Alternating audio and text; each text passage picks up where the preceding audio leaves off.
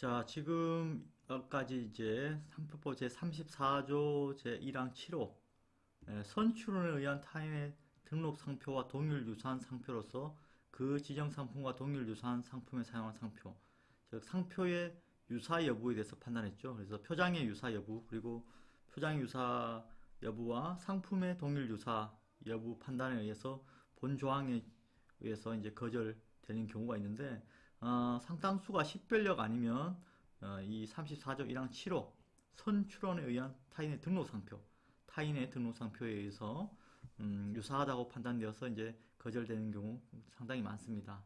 자, 이후 이제 또 다른 법조항을 중요한 부분만 좀 살펴보고 넘어가도록 하겠습니다. 8호는 뭐 지리적 단체 표장인데 이 부분은 한번 읽어보시고 넘어가고요. 9호는 타인의 상품을 표시한 것이라고 수요자에게 널리 인식되어 있는 상표, 현저하게 인식되어 있는 상표와 동일 유사한 상표로서 그 타인의 상품과 동일 유사한 상품에 사용되는 상표. 자, 이게 뭐냐? 9호는 그 상표는 우리는 선출원주의를 취하고 있습니다. 선출원주의. 사용을 현재 하고 있지 않도록 선출을 해서 심사해서 등록이 되면 상표권이 발생하죠. 발생합니다. 예.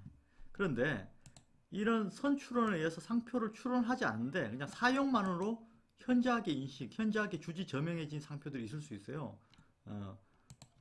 법으로 강제해서 상표 출원을 하지 않기 때문에 고객들 일반 우리 시장에서 사용에 의해서 유명해진 경우가 있어요. 예. 근데 상대방이 이제 유명한 상표, 주지 저명 상표가 미등록 상태예요. 상표가 미등록 상태.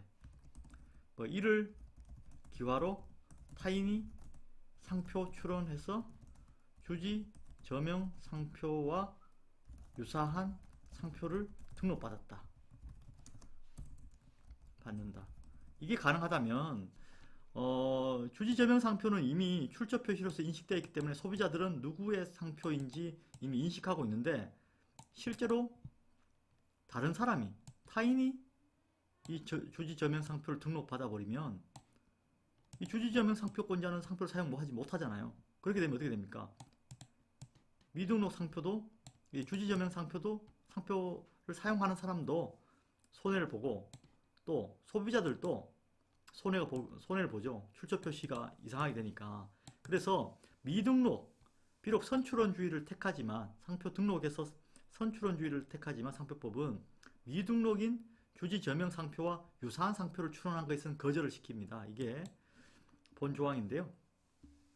타인의 8호는 타인의 이미 등록된, 7호는 타인의 선출원의 타인의 등록 상표와 유사한 거고, 9호는 비록 미등록 상태이더라도 선사용 상표가 미등록 상태라도 주지 저명하게 널리 인식되는 상표라면 그거와 동일 유사하게 출원하면 등록되지 않는다.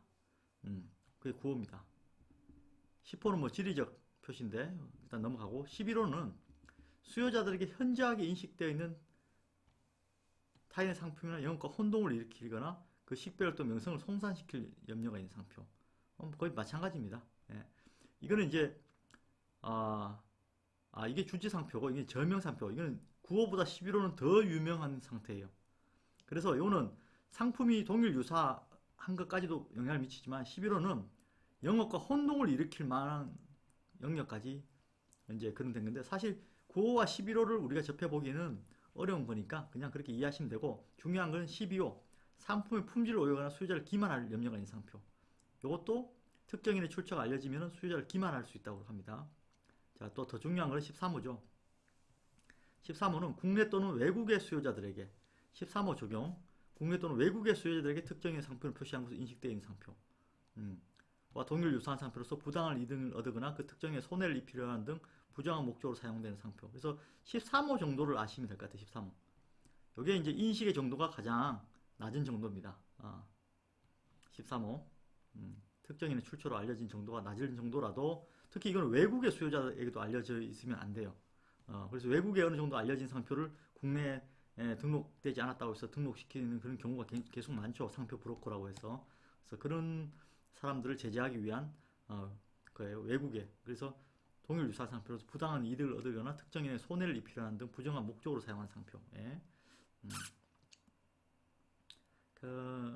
뭐 나머지 부분은 상표를 읽어보시고 20호, 또 20호도 요즘 자주 나옵니다.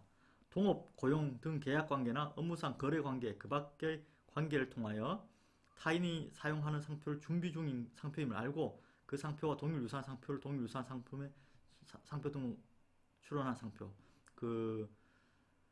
뭐 어떠냐 하면은 뭐 서로 알고 있거나 서로 뭐 동업이거나 고용관계이거나 또 서로 거래상 알고 있는 상태. 이때 상대방이 이제 사용한 상표를 자신이 먼저 등록하면은 안 된다 얘기죠. 35조는 이거는 선출원 상태입니다. 앞에 출원한 게 아직 등록되지 않고 출원된 상태.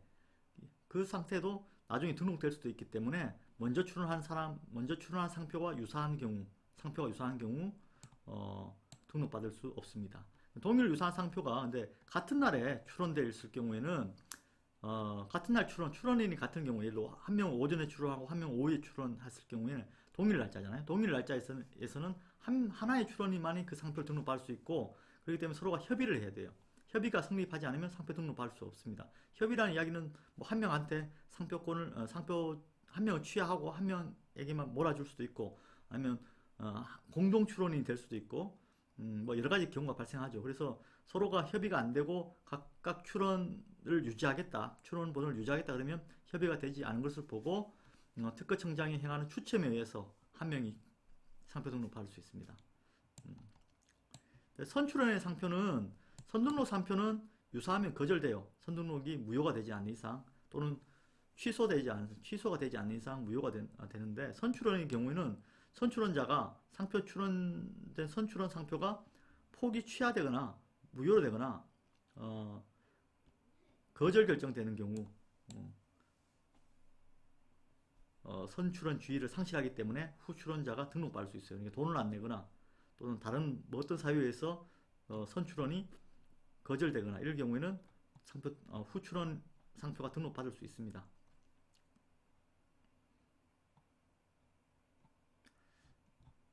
자, 그래서 상표의 식별력, 33조의 식별력과 34조의 부등록 사유를 봤는데 제일 중요한 건 33조의 식별력. 상표를 딱 봤을 때 여기 식별력이 있는지 없는지, 그는 지정 상품이 뭔지를 알면은 그 자리에서 벌써 판단할 수 있습니다. 그리고 그 지정 상품이, 그러니까 복잡하게 많은데요. 우리가 그 상담을 할 때는 상표가 식별력이 있는가. 두 번째, 선등록 또는 선출원 유사 상표가 있느냐. 이 두 개를 판단하면 거의 99% 등록 가능성을 판단합니다. 이게 33조고요. 이거는 33조 제1항 제7호 및 34조 판단인데, 결국은 이거는 상표의 유사 판단입니다. 상표 유사 판단 뭡니까? 표장의 유사, 이거 상품의 유사. 이걸 판단할 수 있는 능력이 되면은 고객분들께서 저희한테 이제 문의를 하시면은 상표가 등록 가능성이 어느 정도 있는지 판단할 수 있는 거죠. 그래서 이런 능력에 많은 케이스와 그리고 판례를 이해함으로써 고객분들께서 제시하는 상표에 대해서 등록 가능성이 얼마나 있는지를 판단할 수 있는 그런 상담이 가능합니다.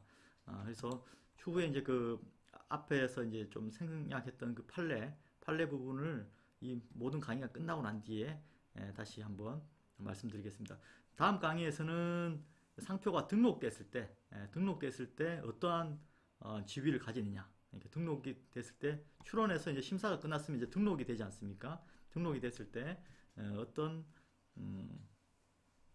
결과가 되느냐, 어떤 권리를 가지느냐에 대해서 좀 말씀드리도록 하겠습니다. 등록된 권리에 대해서 좀 말씀드리는 강의가 있겠습니다. 고맙습니다.